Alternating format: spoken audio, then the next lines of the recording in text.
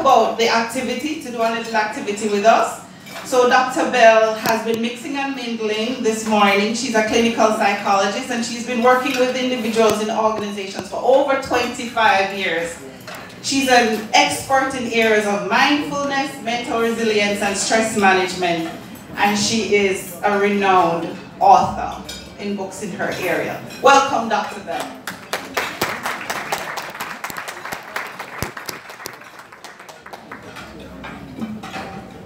Good morning, everyone. It's a pleasure to be here. We noted that you got this activity wellness exercise and you were supposed to be getting autographs from persons in the room. We do have a winner and at the end you will be awarded a prize. But one thing we have to make sure of is that holistic wellness is an important piece of the puzzle to increase in productivity. And we must admit that, because if we have workers and even ourselves as leaders and we are not well, we're not going to be able to be productive.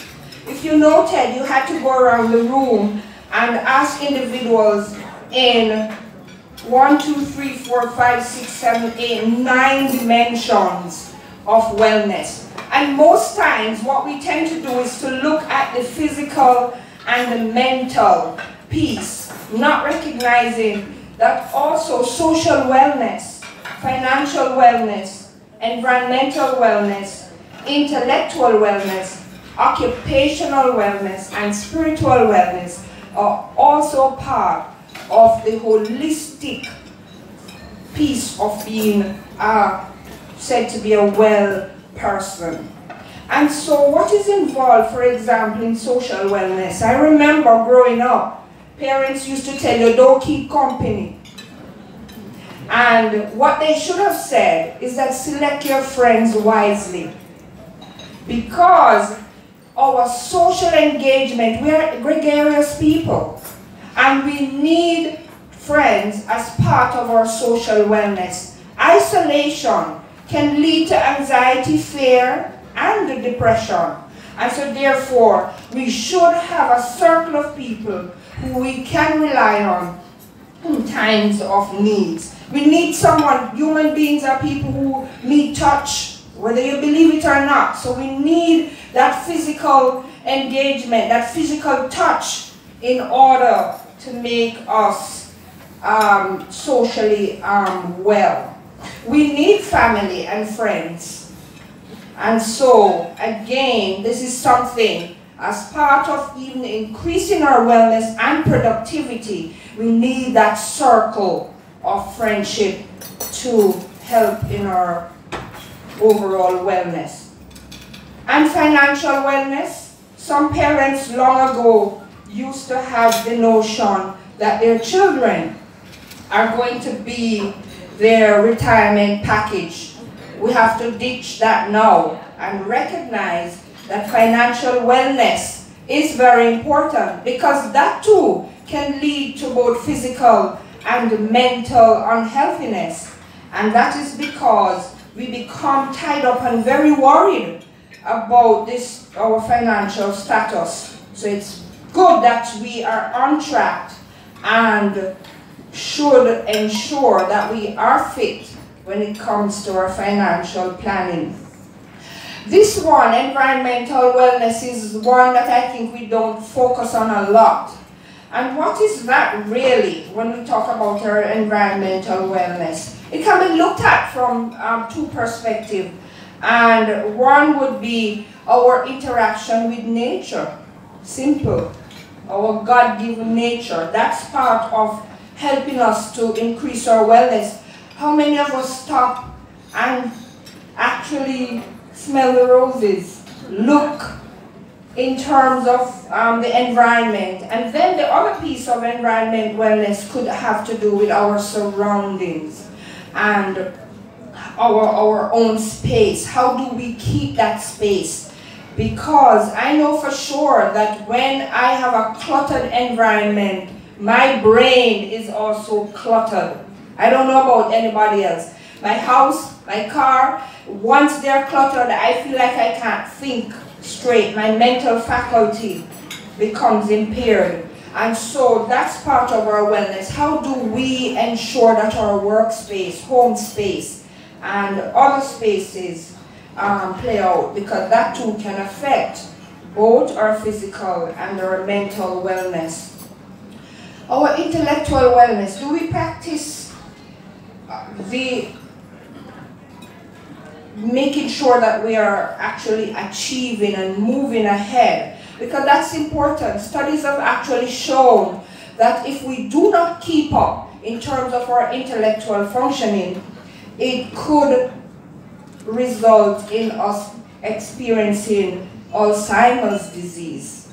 So we need to ensure that the neurons are being repaired, and that is getting intellectual stimulation, not just the knowledge that we learn at university, but continuous improvement. And what about our occupation? Are we in an occupation that we feel that we are stuck in?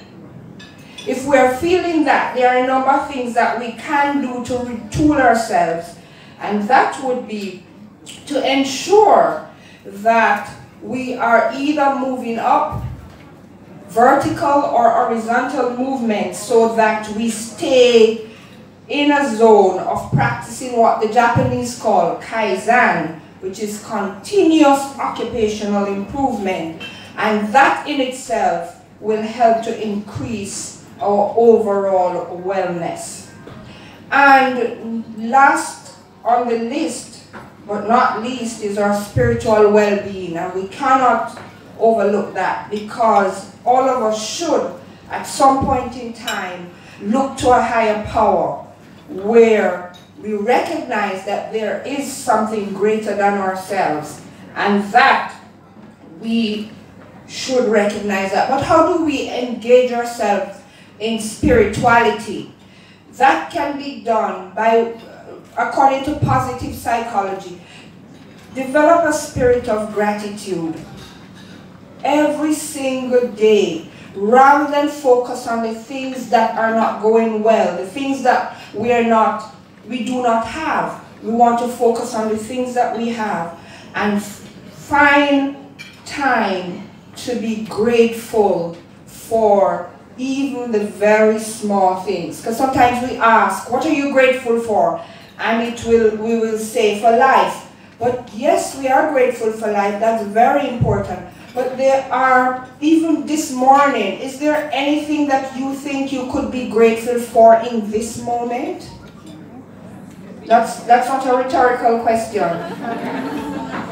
Yes, just for being here in the company of good people, in the company of people who are able to increase our intellectual stimulation in this environment that is conducive to learning. And so we become grateful, that's part of our spirituality.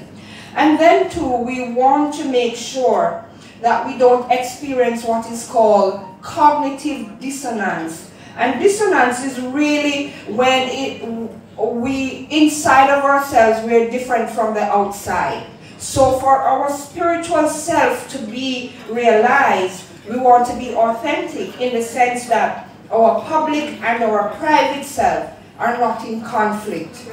So we're actually compatible in that sense, so that we don't have that sense of dissonance, which would end up with us feeling that sense of inauthenticity. So really what we are encouraging here is that when we look at these different dimensions of wellness, that we should all strive to ensure that we are up and going in all of these dimensions. And just like the Ministry of Health says, there is no good health without good mental health. Thank you so much.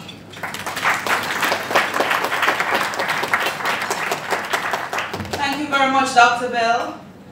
I think you've just alerted us to the fact that all aspects of our lives are about our health and well-being, environment, finance, and if we're not plugged into that, we cannot be fully engaged.